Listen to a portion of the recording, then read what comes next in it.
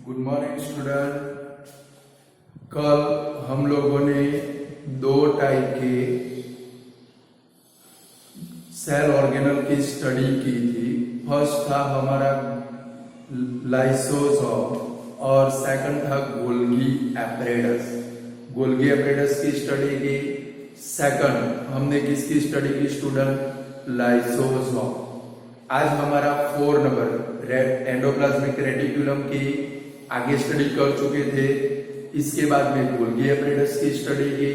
इसके बाद के अंदर कौन सा है भाई? हमारा लाइसोसोम। आज हमें स्टडी करनी है स्टूडेंट मिटोकॉन्ड्रिया।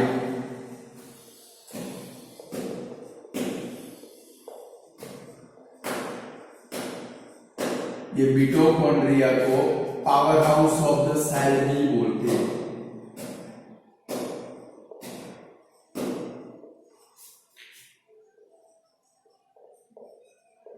यानी कि सपोज पेपर में आए write a short note on a power house of the cell, तो आपको किसके बारे में शॉर्ट नोट लिखनी है? मिटोकॉन्ड्रिया। अब स्टूडेंट हमारी बॉडी के अंदर जो सेल है वो सेल के अंदर सेल ऑर्गेनल प्रेजेंट है और हर एक सेल ऑर्गेनल है वो डिफरेंट टाइप के फंक्शन करता है। लाइक 3 सेल ऑर्गेनल आप लोग पढ़ गए। अब चौथे नंबर का सेल ऑर्गेनल है हमारा मिटोकॉन्ड्रिया। तो स्टूडेंट ये जो मिटोकॉन्ड्रिया है वो मिटोकॉन्ड्रिया को क्या बोलते हैं? Power house of the cell. अब mitochondria is known as a power house of the cell. यानी कि सेल का इसको क्या बोलते हैं? Power house. लाइक आपके घर के अंदर जो इलेक्ट्रिसिटी आती है, बिजली आती है, वो बिजली कहां से आती है भाई? पावर हाउस में से आती है।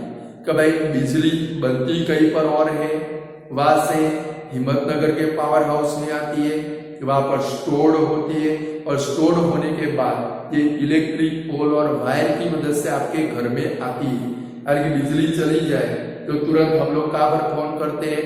पावर हाउस में फोन करते हैं। यानी कि से हमारी बॉडी के अंदर जो मिटोकॉन्ड्रिया उसको क्या बोलते हैं भाई? Power house of the cell. यानी कि mitochondria is known as a power house of the cell. Student हमारी बॉडी के अंदर डिफरेंट टाइप की केमिकल एक्टिविटी होती है। तो भाई हमारी बॉडी के अंदर डिफरेंट टाइप के सेल प्रेजेंट है। वो सेल के अंदर क्या होती है भाई? Chemical activity. वो सभी टाइप की केमिकल एक्टिविटी के लिए एनर्जी की जरूरत पड़ती है। हमारी बॉडी के अंदर सेल प्रेजेंट है। वो सेल के अंदर कंटिन्यूअस क्या होती है भाई? केमिकल रिएक्शन यानी कि केमिकल एक्टिविटी होती है। वो सभी टाइप की केमिकल एक्टिविटी के लिए हमें किसकी जरूरत पड़ती है भाई? एनर्जी की जरूरत पड़ती है। और ये जो मिटोकॉन्ड्रिया है वो एटीपी के फॉर्म में, कौन से फॉर्म में? एटीपी के फॉर्म में एनर्जी को क्या करता है भाई? रिलीज करता है। तो भाई mitochondria is known as the power house of the cell. आप थियरी के अंदर देखोगे, नजर भी रखोगे, हमारी बॉडी के अंदर जो सेल प्रेजेंट है वो सेल के अंदर डिफरेंट टाइप की केमिकल एक्टिविटी होती है। वो सभी टाइप के केमिकल एक्टिविटी के लिए इसकी जरूरत पड़ती है भाई? एनर्जी की जरूरत पड़ती है। और वो एनर्जी को मिटोकॉन्ड्रिया एटीपी के फॉर्म में रिलीज करता है। अब स्टूडेंट ये एटीपी का फुल फॉर्म आपको आना चाहिए।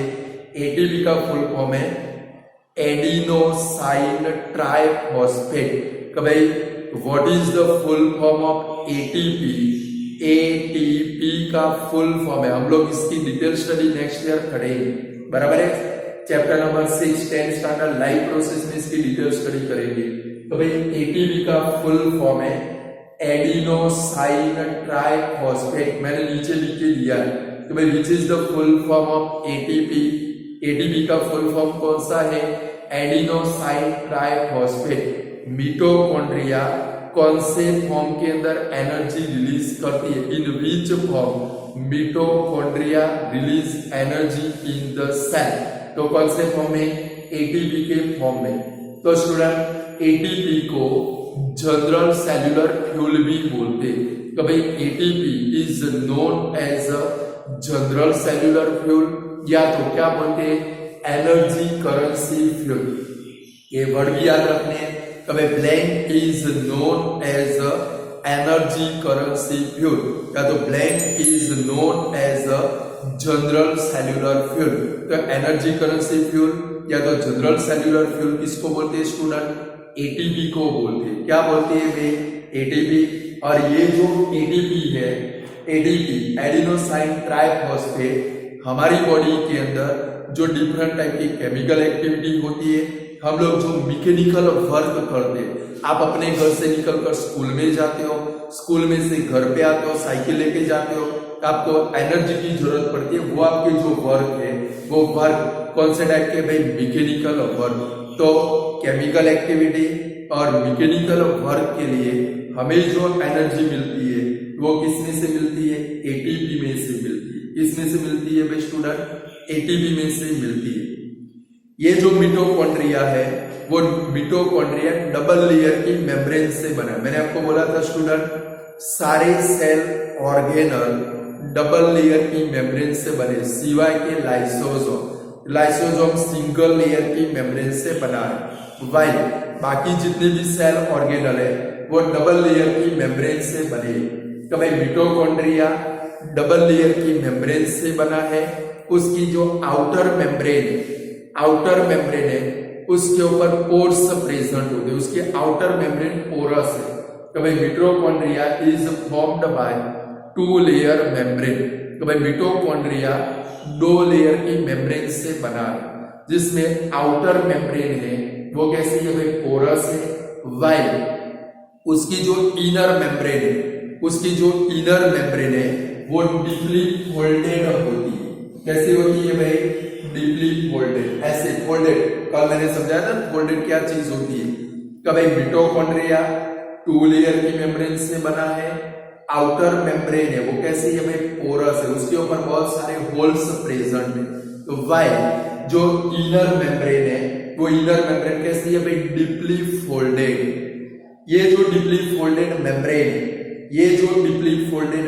है वो deeply folded membrane ATP generation के लिए, केमिकल एक्टिविटी के लिए, ये जो डीपली फोल्डेड मेम्ब्रेन है वो एटीपी जनरेशन के लिए और केमिकल एक्टिविटी के लिए क्या करती है भाई, लार्ज सरफेस एरिया प्रोवाइड करती है। तो भाई deeply folded membrane provide large surface area, deeply folded membrane provide large surface area for ATP generation and chemical activity। ये जो deeply folded membrane है वो क्या प्रोवाइड करती है स्टूडेंट, लार्ज सरफेस एरिया। किसके लिए प्रोवाइड करती है, एटीपी जनरेशन के लिए, और दूसरे किसके लिए प्रोवाइड करती है, सेल के अंदर जो different kind of chemical activity होती है उसके लिए वो क्या करती है भाई, प्रोवाइड करती है। ये जो मिटोकॉन्ड्रिया है स्टूडेंट वो स्ट्रेंज ऑर्गेनल है, स्ट्रॉन्ग मत लिखना, मिटोकॉन्ड्रिया स्ट्रेंज ऑर्गेनल है। उसका मेन कॉज है उसको खुद का क्या है भाई, डीएनए और खुद के रिबोसोम है। तो भाई mitochondria is a strange organelle. Mitochondria कैसा ऑर्गेनल है, स्ट्रेंज ऑर्गेनल। उसका मेन कॉज कौन सा है, उसको खुद का डीएनए है, उसको खुद का क्या है भाई, डीएनए, और खुद के क्या है भाई, रिबोसोम्स, यानी कि अपना प्रोटीन है वो खुद क्या कर सकता है भाई, सिंथेसिस कर सकता है। क्लियर, ये मिटोकॉन्ड्रिया की शॉर्ट नोट, बोलो लिख पाओगे। तो फर्स्ट पॉइंट कौन सा, मिटोकॉन्ड्रिया आर नोन, या तो mitochondria is known as a power house of the cell. Mitochondria को स्टूडेंट क्या बोलते हैं भाई, हमारे सेल का पावर हाउस। हमारे सेल के अंदर डिफरेंट टाइप की केमिकल एक्टिविटी होती है, हमारे सेल के अंदर डिफरेंट काइंड की केमिकल एक्टिविटी होती है। वो डिफरेंट टाइप की केमिकल एक्टिविटी के लिए एनर्जी की जरूरत पड़ती है, और वो एनर्जी मिटोकॉन्ड्रिया हमें कौन से फॉर्म के अंदर प्रोवाइड करता है, एटीपी के फॉर्म में। कौन से फॉर्म में, एटीपी। और वहां पर ब्रैकेट में आप एटीपी का फुल फॉर्म भी लिख डालो। एटीपी का फुल फॉर्म कौन सा? Adenosine triphosphate. In which form mitochondria release energy. Mitochondria कौन से फॉर्म में एनर्जी रिलीज करता है? एटीपी के फॉर्म में। ATP is known as a energy currency fuel. तो भाई हमारे जो सेल है वो सेल के अंदर एनर्जी करेंसी फ्यूल किसको बोलते हैं भाई? एटीपी। या तो एटीपी को अदर वर्ड में क्या बोलते हैं भाई? General cellular fuel. तो भाई ATP is known as a energy currency fuel और it is also known as a general cellular fuel. Student, हमारी बॉडी के अंदर जो डिफरेंट काइंड की केमिकल एक्टिविटी होती है या तो हम लोग जितने भी सारे मैकेनिकल वर्क करते हैं वो सभी मैकेनिकल वर्क के अंदर हमें एटीपी के फॉर्म में क्या मिलती है भाई? एनर्जी मिलती है। ये जो मिटोकॉन्ड्रिया है वो मिटोकॉन्ड्रिया कैसे बना है? डबल लेयर की मेम्ब्रेन से। मिटोकॉन्ड्रिया डबल लेयर की मेम्ब्रेन से बना है। उसकी आउटर मेम्ब्रेन है वो पोरस है, उसके ऊपर मेनी होल्स प्रेजेंट है। वाइल उसकी जो इनर मेम्ब्रेन है वो डीपली फोल्डेड। तो भाई मिटोकॉन्ड्रिया दो लेयर की मेम्ब्रेन से बना है। तो mitochondria is formed of two layer membrane in which outer membrane is porous and inner membrane is deeply folded. ये जो डीपली फोल्डेड है कि भाई deeply folded membrane provide large surface area. ये जो डीपली फोल्डेड मेम्ब्रेन है वो क्या प्रोवाइड करती है भाई? एटीपी के जनरेशन के लिए, केमिकल एक्टिविटी के लिए लार्ज सरफेस एरिया प्रोवाइड करती है। यानी कि folded membrane provide large surface area for ATP generation and chemical activity. और लास्ट पॉइंट है कि भाई मिटोकॉन्ड्रिया है वो strange organelle. Mitochondria is strange organelle because उसको अपना खुद का क्या है भाई? Because it has its own DNA and ribosomes. उसको अपना खुद का क्या है भाई? डीएनए है। और क्या बोलते हैं भाई? उसको खुद के क्या है भाई? रिबोसोम्स है। और इसके कारण वो अपना प्रोटीन खुद क्या कर सकता है भाई? सिंथेसिस कर सकता है। इसके कारण मैंने वर्ड नहीं लिखा है, इसको बोलते हैं सेमी ऑटोनॉमस ऑर्गेनल। तो भाई इसके कारण जिसको खुद का डीएनए, खुद के रिबोसोम, खुद प्रोटीन बना सकता है, ऐसे जो ऑर्गेनल है इनको क्या बोलते हैं? Semi autonomous organelle. क्या बोलते हैं? सेमी ऑटोनॉमस ऑर्गेनल बोलते हैं। मैंने लिखा भी है बट पेपर में आ जाए तो आपको आना चाहिए। Which organelle is known as a semi autonomous organelle? दो ऑर्गेनल है स्टूडेंट, एक मिटोकॉन्ड्रिया और second chloroplast. Mitochondria and chloroplast दोनों सेमी ऑटोनॉमस ऑर्गेनल। क्लियर? बोला लिख पाओगे तो फिर से देख लेते हैं। तो भाई मिटोकॉन्ड्रिया को सेल का point by point, mitochondria is known as a power house of the cell. Mitochondria को सेल का क्या बोलते हैं student? Power house of the cell. हमारे सेल के अंदर डिफरेंट टाइप की केमिकल एक्टिविटी होती है और वो सभी टाइप की केमिकल एक्टिविटी के लिए हमें किसकी जरूरत पड़ती है? एनर्जी। और मिटोकॉन्ड्रिया एटीपी के फॉर्म में वो सभी केमिकल एक्टिविटी को क्या प्रोवाइड करता है? एनर्जी प्रोवाइड करता है। एटीपी का फुल फॉर्म कौन सा? Adenosine triphosphate. ATP is known as the energy currency fuel और general cellular fuel. ATP is known as a energy currency fuel या तो अदर वर्ड में उसको क्या बोलते हैं? जनरल सेल्यूलर फ्यूल भी बोलते हैं। एटीपी है तो भाई हमारे सेल के अंदर जो डिफरेंट टाइप की केमिकल एक्टिविटी होती है या तो हम लोग जो मैकेनिकल वर्क करते हैं वो सभी के लिए हमें जो एनर्जी मिलती है वो एनर्जी कौन से फॉर्म में मिलती है? एटीपी के फॉर्म में।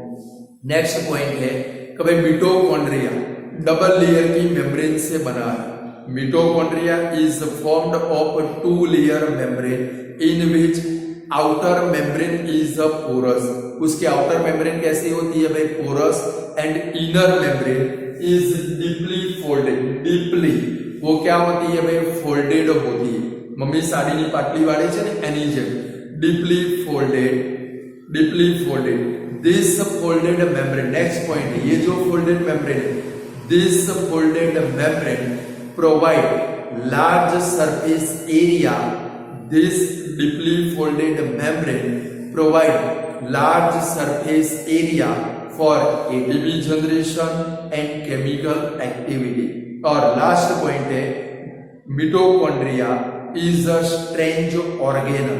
मिटोकॉन्ड्रिया कैसा ऑर्गेनल है, strange organelle, because it has its own DNA and ribosome.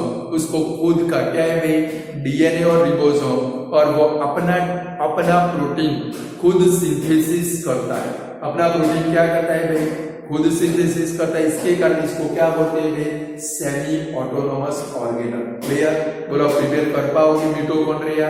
चलो इसके बाद में जो आता है हमारा प्लेस्टेट्स, उसकी स्टडी करते हैं।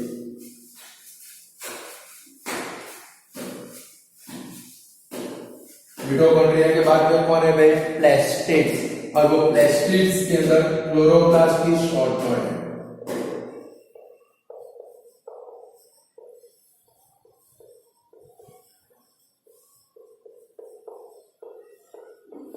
कभी प्लेस्टेट्स या chloroplast.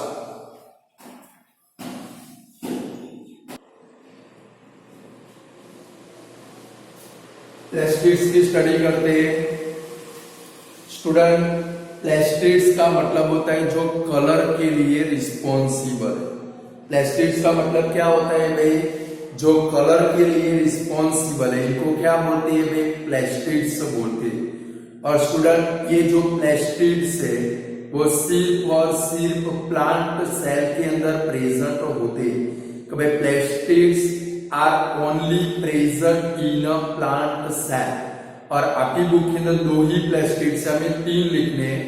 प्लेस्टिड्स are 3 type. Number 1 chloroplast,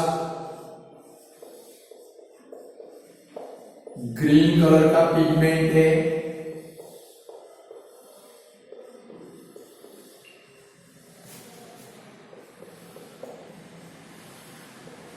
second number chromoplast, CHROMO, chromoplast, except green colour.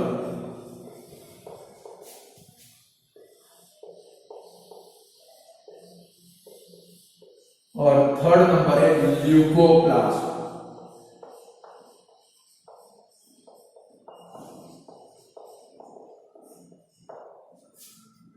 Colourless.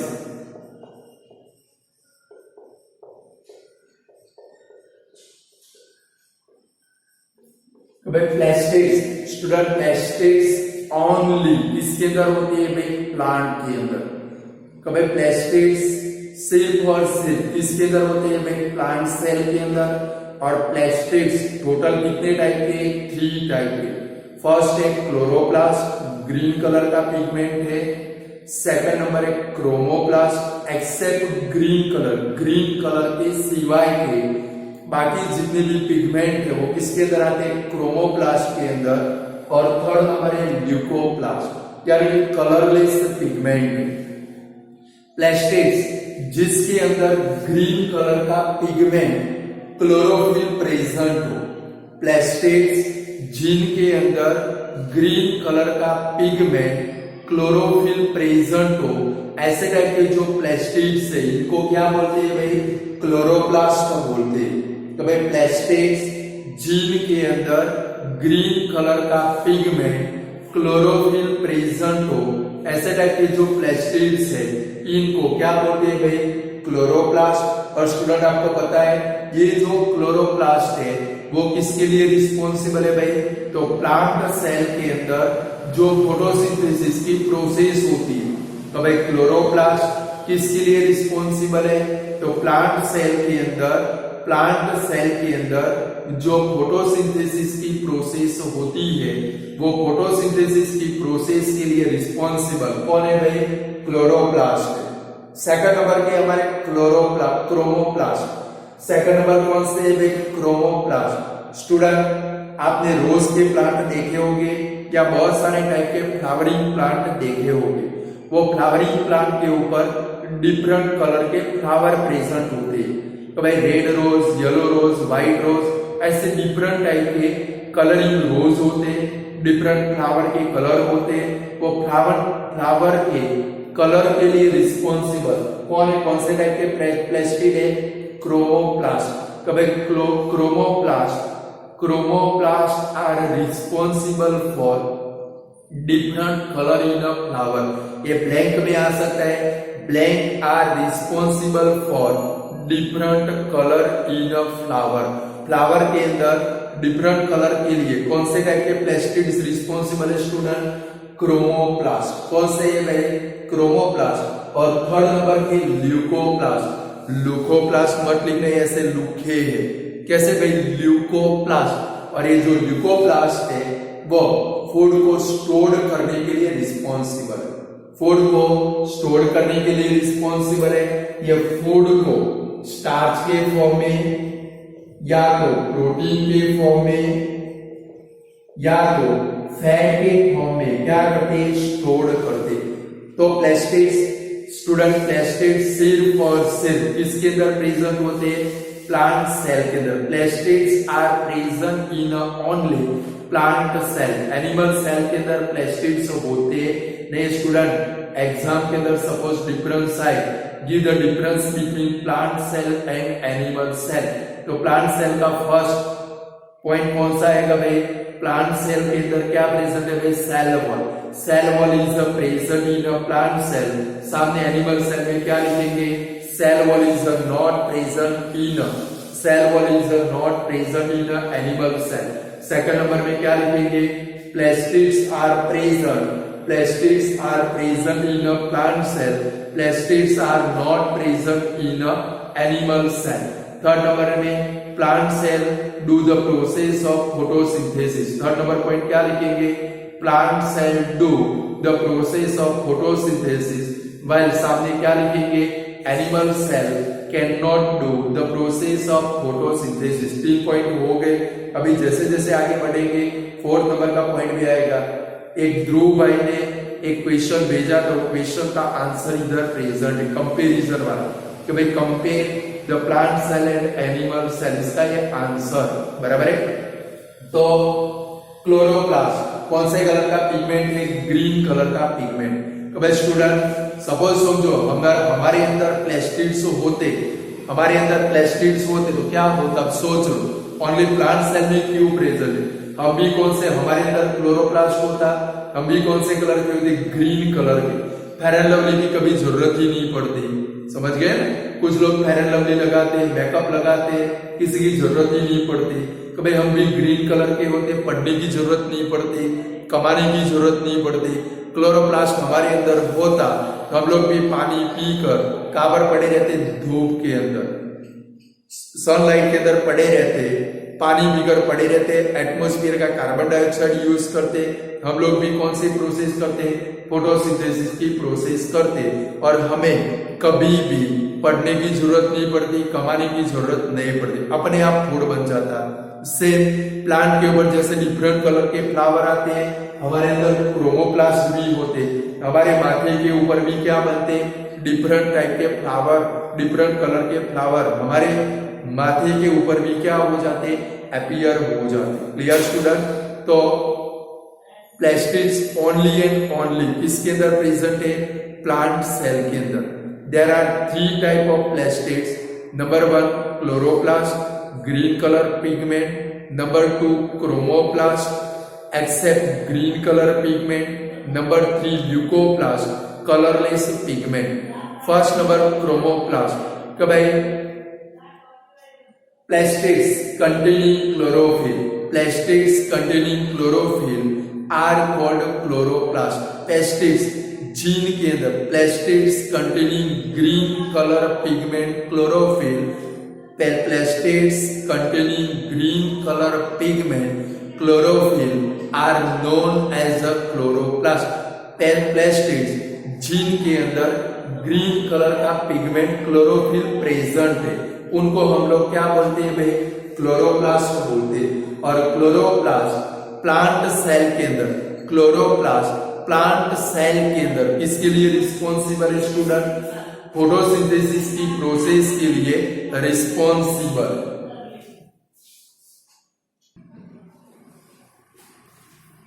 Second है क्रोमोप्लास्ट।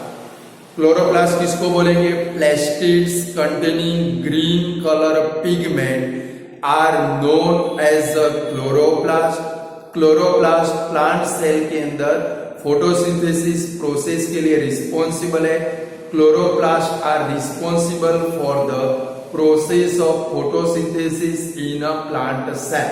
फिर किसकी बारी आएगी, chromoplast. Chromoplast are responsible for the different colour in a flower. Flower के अंदर डिफरेंट कलर के लिए रिस्पॉन्सिबल कौन है भाई, क्रोमोप्लास्ट है। और थर्ड नंबर ल्यूकोप्लास्ट, इनके अंदर कोई भी कलर नहीं होता है, बट उनका मेन फंक्शन कौन सा है भाई, फूड को स्टोरेज करना। तो भाई leucoplast are responsible for the storage of food. They store food in the form of starch, protein और कार्बोहाइड्रेट। वो फूड को कौन से फॉर्म के अंदर स्टोर करते हैं भाई, स्टार्च के फॉर्म में, प्रोटीन के फॉर्म में, या तो फैट के फॉर्म के अंदर क्या करते हैं भाई, स्टोर करते हैं। स्टूडेंट ये जो प्लास्टिड्स है उनका स्ट्रक्चर है, ये जो प्लास्टिड्स है उनका स्ट्रक्चर इंटरनल ऑर्गेनाइजेशन है। वो इंटरनल ऑर्गेनाइजेशन के अंदर मेनी मेम्ब्रेन प्रेजेंट होती है। कभी in the internal organisation of plastids there are many membrane are present is called stroma. उसको क्या बोलते हैं, stroma, STROMA। In internal organisation of plastids there are many membrane are present. तो इसका internal organisation देखे, इसके अंदर बहुत सारी टाइप की मेम्ब्रेन प्रेजेंट है, उसको क्या बोलते हैं भाई, स्ट्रोमा बोलते हैं। क्या बोलते हैं भाई, स्ट्रोमा। और ये जो प्लास्टिड्स है इनका स्ट्रक्चर, प्लास्टिड्स है इनका स्ट्रक्चर बिल्कुल किसको सिमिलर है, मिटोकॉन्ड्रिया को सिमिलर है। यानी कि the structure of plastids are similar to mitochondria. और मिटोकॉन्ड्रिया को जैसे ऑन डीएनए और रिबोसोम है, सेम प्लास्टिड्स को भी ऑन डीएनए ऑन रिबोसोम है, वो अपना प्रोटीन खुद सिंथेसिस कर सकते हैं। इसके कारण प्लास्टिड्स को भी अदर वर्ड में क्या बोलते हैं, सेमी ऑटोनोमस ऑर्गेन। क्लियर, बोला लिख पाओगे।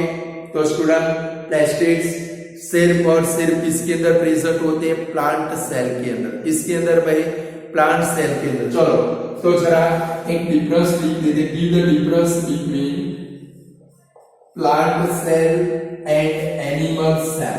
पेपर के अंदर आ जाए तो आपको आना चाहिए और यहां से लिख देना, मैंने नहीं लिखा है। तो प्लांट सेल के अंदर क्या लिखेंगे, फर्स्ट नंबर तो भाई cell wall is present in plant cell. सामने क्या लिखेंगे, cell wall is not present in animal cell. Second number point क्या लिखेंगे, plastids present in plant cell. सामने क्या लिखेंगे, plastids are not present in animal cell. Third number का point लिखेंगे, plant cell do the process of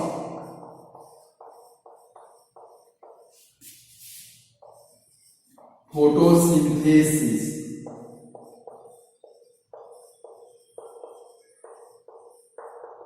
और सामने क्या लिखेंगे, animal cell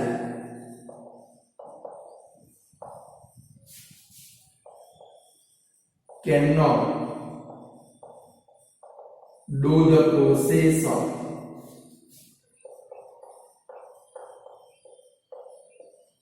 photosynthesis.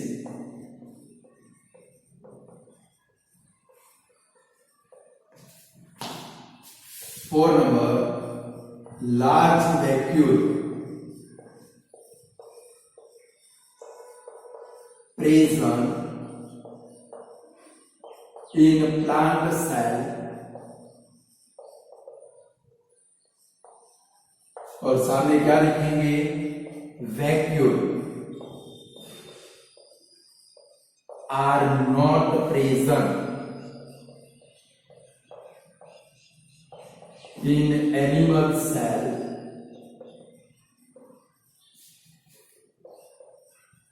if present, अगर present हो, they are quite small. हो गया आंसर। अब plant cell and animal cell, supposedly पर क्या है, 4 पॉइंट आपको लिखने, बराबर, अपनी नोटबुक के अंदर लिख दो, बराबर है। Give the difference between plant cell and animal cell. तो फिर से प्लास्टिड्स डिवाइस करते हैं। कभी प्लास्टिड सेल किसके अंदर प्रेजेंट है, प्लांट सेल के अंदर प्रेजेंट है। There are 3 type of plastids. Number 1 chloroplast, green colour pigment. Number 2 chromoplast, except green colour pigment. Number 3 leucoplast, colourless pigment. Next point कौन सा, क्लोरोप्लास्ट के बारे में लिखेंगे। कभी plastids containing green colour pigment, plastids containing green colour pigment are called chloroplast. Chloroplasts are responsible for the process of photosynthesis in a plant cell. Plastids which are फिर क्या लिखेंगे, chromoplast. तो भाई chromoplasts are responsible for the different colors in a flower. Next point कौन सा, leucoplasts are responsible for the storage of food in a plant cell. They store the food in the form of starch, protein and fat. फिर क्या आएगा भाई, कभी इसका internal organisation देखें। In the internal organisation of plastids many membranes are present. In the internal organization of plastids many membranes are present are called stroma. उसको क्या बोलते हैं भाई, स्ट्रोमा। और ये जो प्लास्टिड्स है का स्ट्रक्चर बिल्कुल किसको सिमिलर है, मिटोकॉन्ड्रिया। यानी कि the structure of plastids are similar to mitochondria. They have their own DNA and ribosome, यानी कि उनको अपना खुद का डीएनए और रिबोसोम है, यानी कि वो क्या कर सकते हैं, अपना प्रोटीन खुद बना सकते हैं। इसके कारण प्लास्टिड्स को भी क्या बोलते हैं, semi autonomous organelle. Clear student. चलो लास्ट पॉइंट में जाना है, वैक्यूल के अंदर। किसके अंदर जाना है, लास्ट शॉर्ट नोट है हमारी वैक्यूल। ये डिफरेंस के फॉर्म में भी आ सकता है। Give the difference between plant vacuole and animal vacuole. तो पॉइंट आपको ढूंढ लेने और निकाल देने, बराबर है।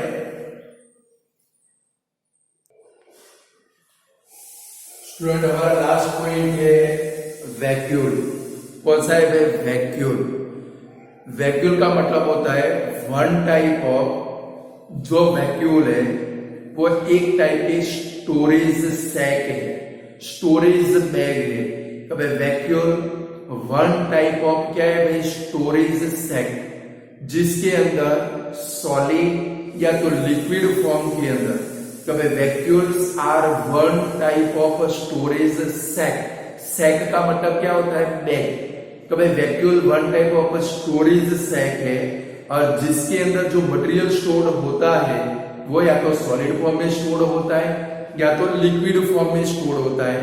यानी कि vacuoles are one type of storage sac in which solid और लिक्विड कंटेंट आर प्रेजेंट। तो भाई वैक्यूल्स के अंदर जो सब्सटेंस स्टोर होते हैं वो कौन से फॉर्म में स्टोर होते हैं, सॉलिड या तो लिक्विड के फॉर्म में स्टोर होते हैं। स्टूडेंट प्लांट सेल के अंदर जो प्लांट के सेल है वो प्लांट सेल के अंदर जो वैक्यूल्स है वो बिग होते, स्पेसिफिक होते और परमानेंट होते। अच्छे से सुनना कि भाई डिफरेंस है, give the difference between plant vacuole and animal vacuole. ये इसका फर्स्ट पॉइंट है। प्लांट सेल के अंदर जो वैक्यूल्स प्रेजेंट है वो बिग है, स्पेसिफिक है एंड परमानेंट है, वाइल एनिमल सेल के अंदर वैक्यूल्स प्रेजेंट होते नहीं है, और अगर प्रेजेंट है तो कैसे होते हैं भाई, क्वाइट स्मॉल, बहुत कम, छोटे से होते।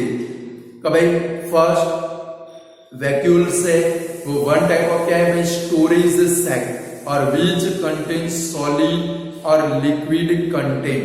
तो भाई वैक्यूल्स वन टाइप ऑफ क्या है भाई, स्टोरेज बैग है, तो इसके अंदर सॉलिड या लिक्विड के फॉर्म के अंदर सब्सटेंस स्टोर्ड होते।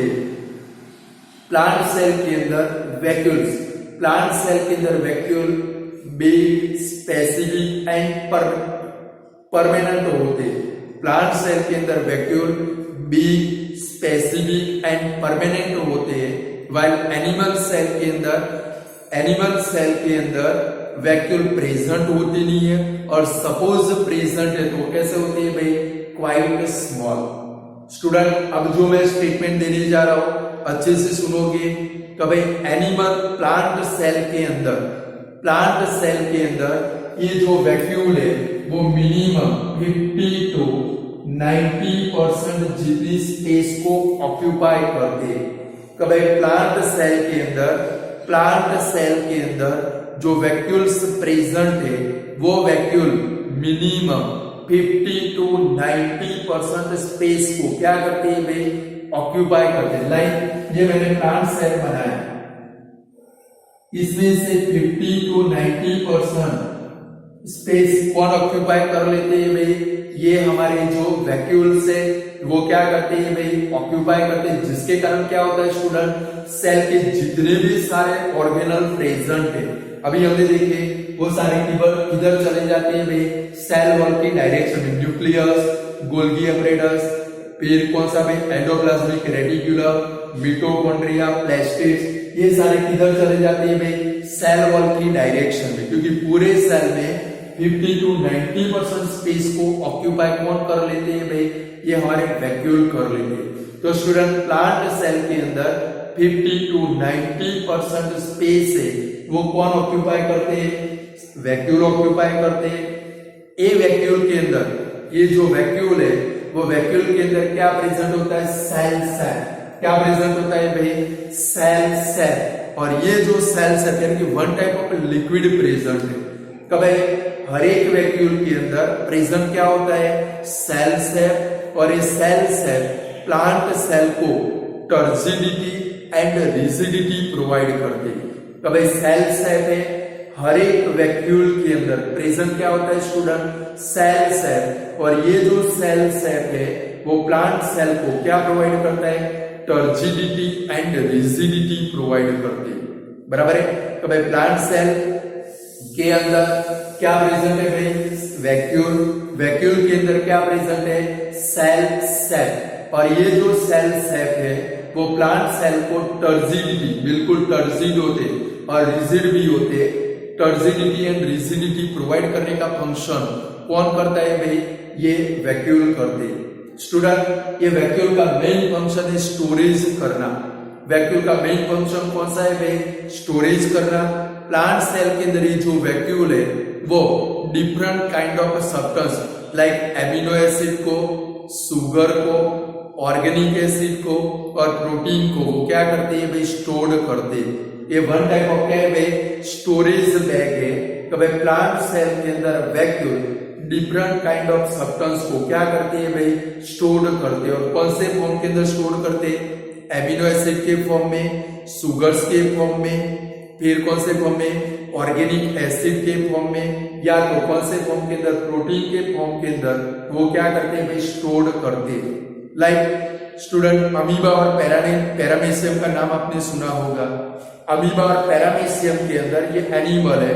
अमीबा और पैरामीशियम के अंदर फूड वैक्यूल के फॉर्म में कौन से फॉर्म में? आप 9-10 में आओगे, वहां पर अमीबा के अंदर डाइजेशन पढ़ेंगे, वहां पर आपको पता चलेगा कि भाई फूड वैक्यूल के फॉर्म में फूड का अमीबा और पैरामीशियम के अंदर क्या होता है भाई? डाइजेशन होता है। अमीबा के नियरेस्ट में कोई फूड का पार्टिकल आया, उसको वो कवरिंग करके बॉडी के अंदर एंटर करता है, वैक्यूल के फॉर्म में एंटर करता है, और उसी वैक्यूल के अंदर फूड का क्या होता है भाई? डाइजेशन होता है। और स्टूडेंट एनिमल सेल के अंदर ओस्मो रेगुलेशन, एक नया वर्ड है ओस्मो रेगुलेशन।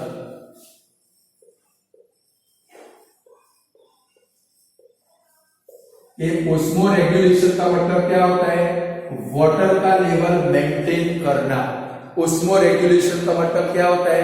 प्लांट सेल या तो एनिमल सेल के अंदर वाटर का लेवल मेंटेन करना। स्टूडेंट हमारे सेल के अंदर भी 80 to 90% वाटर प्रेजेंट है। 80% से थोड़ा कम हो जाए हमारे सेल श्रिंक हो गए और एनिमल डेड हो सकते हैं। यानी कि जब भी हमें कॉलेरा हो जाए तब लूज मोशन और वॉमिटिंग होता है, और उसमें 80% से ज्यादा वाटर हमारे सेल में से निकल जाए, लूज हो जाए, सेल श्रिंक होते, एक एक करके सेल डेड होते, और वो एनिमल यानी कि पर्सन की भी क्या हो सकती है? डेड हो सकती है। वो वाटर के लेवल को मेंटेन करना, जिसको क्या बोलते हैं भाई? Osmo regulation. क्या बोलते हैं भाई? Osmo regulation. यानी कि एनिमल सेल के अंदर ओस्मो रेगुलेशन और डाइजेशन की जो प्रोसेस होती है, वो डाइजेशन की प्रोसेस किसकी मदद से होती है भाई? ये वैक्यूल की मदद से होती है। Clear student? तो चलो फिर से, वैक्यूल वन टाइप ऑफ क्या है? Storage sac. Vacuole one type of क्या है भाई? स्टोरेज सैक, यानी कि बैग, और जिसके अंदर फूड कौन से फॉर्म में स्टोर होता है? सॉलिड या तो लिक्विड के फॉर्म के अंदर सब्सटेंस है, उसके अंदर क्या होते हैं? स्टोर्ड होते हैं। प्लांट सेल के अंदर जो वैक्यूल है वो कैसे होते हैं? Big, specific and permanent. Plant cell के अंदर जो वैक्यूल है वो कैसे होते हैं? Big, specific and permanent. While animal cell के अंदर जो वैक्यूल है वो कैसे होती है भाई? Quite small.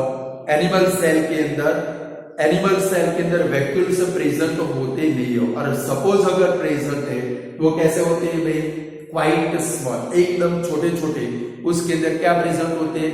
वैक्यूल से प्रेजेंट होते हैं। स्टूडेंट प्लांट सेल के अंदर वैक्यूल मिनिमम लगभग कितनी स्पेस को ऑक्यूपाई करते हैं? 50 to 90% जितनी स्पेस को वो क्या कर लेते हैं भाई?